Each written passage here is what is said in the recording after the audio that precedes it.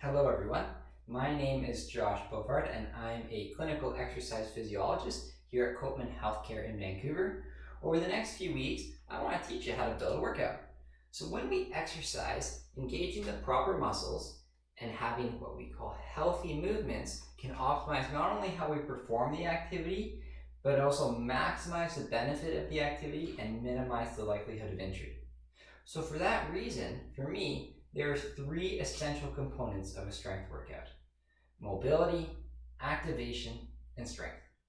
But before I explain anything further, when you start your workout, it can be best to move around for a few minutes to warm up. This can be done by marching or running on the spot.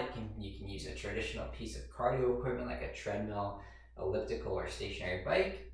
Or think about what your favorite team sports athletes do prior to a practice or game. So this warm-up can be helpful to get blood flow to the muscles and really enable them to move properly. So I want you to move around with me until we get to the main mobility drills. So I structure my workouts in the order of mobility, activation, and strength because doing mobility first gets those different parts of the body, like your arms and legs, moving throughout their range of motion. It's like you're trying to provide a little bit of oil for the joints. Once we are mobile, we want to then engage some of our stabilizing muscles like our core and our shoulders and our hips so that we are safely able to move through that range of motion.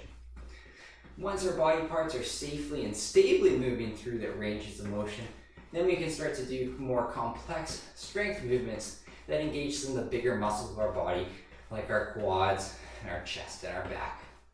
So today, we're going to focus on the first part of the workout, the mobility. Now, when we think about mobility, we often think of stretching. And when you think about stretching, we often think of what we would call static stretching, where you're going to hold a single position for a period of time. So think about your classic quad stretch, and I'll demonstrate it now. You bring your heel up to your butt. You're going to hold that position probably for 15, 20, or upwards of 30 to 40 seconds. And then we're just going to relax here. Now for me, I prefer to save that type of stretching for after my workout. Instead, at the start of my workout, I prefer to do what we call dynamic mobility. So I'm going to go through my favorite 4 dynamic mobility drills. Now these are fairly general movements. Now this said, if you have any current injuries, aches, tightnesses, or pain, I really encourage you to consult your Copeman kinesiologist or physiotherapist, and we can provide you with more specific drills to address your individual issues and limitations. So let's get to the first exercise. It's your classic leg swing. So we're going to do 10 on each leg. First we'll go side to side, then we'll go forward and back. And now it can be helpful to do these while supporting yourself with a wall or a chair. So I've got my chair here. I'm going to hold in front of me. And while having both hands on top of the chair, I'm just going to swing my leg from side to side.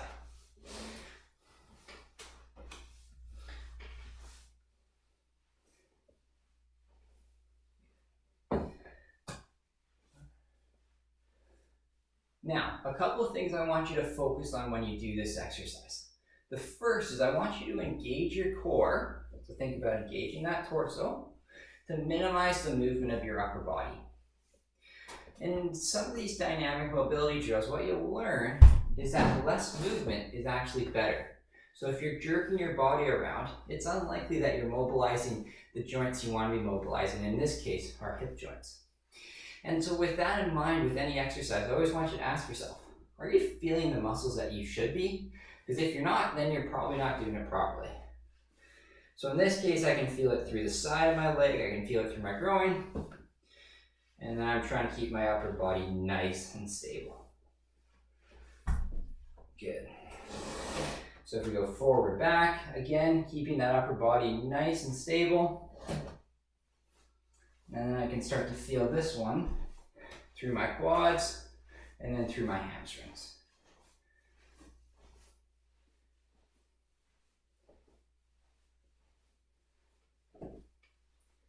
Good, we're going to switch around, other side.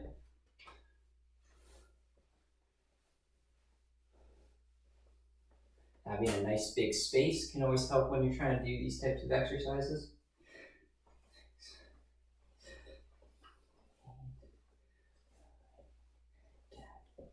Okay, so once you've done 10 side to side, 10 forward and back, we can move on to exercise number 2. So, continuing with working on mobilizing those hip joints, we're going to start adding a little bit of mobility through the knees. So, we're going to do what we call hip openers. Again, can be helpful to have your chair with you, just for that extra stability. What I want you to do, I want you to lift one knee upwards, out to the side, and then back down. And we're going to do that 5 times. So knee up, out to the side, and back down. So we're thinking about opening up that hip out to the side. 3, 4, 5. Good. Same 5. 5 more on the other side.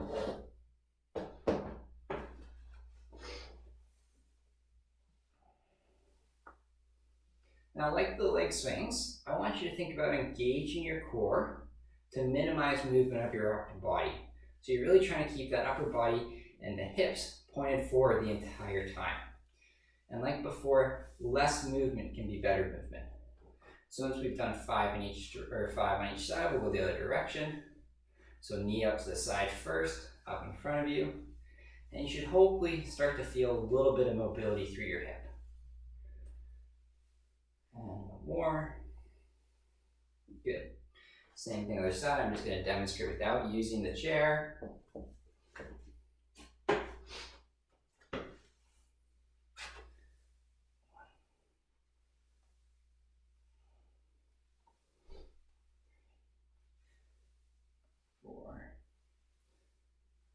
Good. So we started opening up the hips. We've started mobilizing the knees a little bit. We're going to keep going with that lower body. So we're going to move down the legs to do some knees and the ankles with some lower leg rotations. So first with the knees, we're going to imagine we're going to make some big circles with the knees. Okay? So you can have your knees together and we're just going to go in a circle. So I'm starting going counterclockwise. We're going to go 10 in each direction, and you're going to notice that as you come forward, you're going to bend the knees a little bit. On the way back, you're going to straighten them out.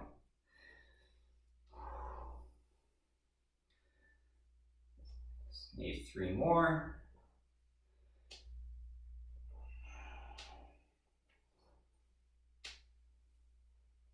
Good. I'm going to do 10 in the other direction.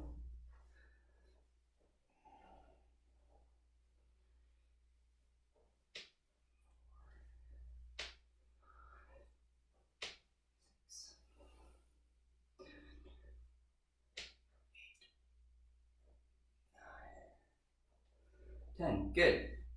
So once you've done 10 total, we're going to keep working our way down. We're going to do the ankles. So for this case, I'm just going to lift my foot up in the air to show you the ankle rotation, but you can do this with your toe on the ground. But we're just going to simply rotate around the ankle. Good. We're going to do 5 in each direction on each foot. 4, 5, back the other way.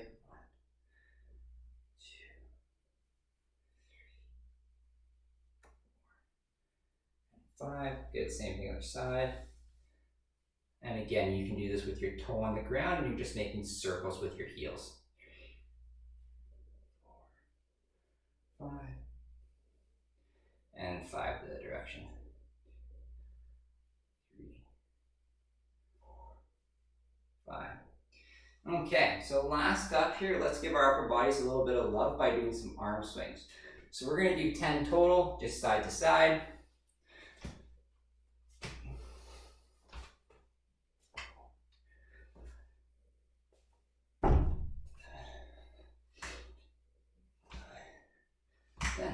Good, if you got a little bit of extra time, you can go over top of your head. You can do 10 on each side.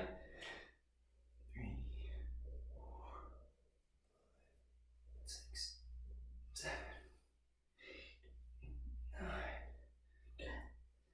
And there you go. 4 dynamic mobility drills. You're going to be warmed up, you're going to be mobilized and ready to go with the first part of your workout done. I want you to try incorporating these over the next 7 days and I'll be back next week with some of my favorite exercises for the second part of the workout, activation. So thanks for joining me today, and I look forward to seeing you guys again next week.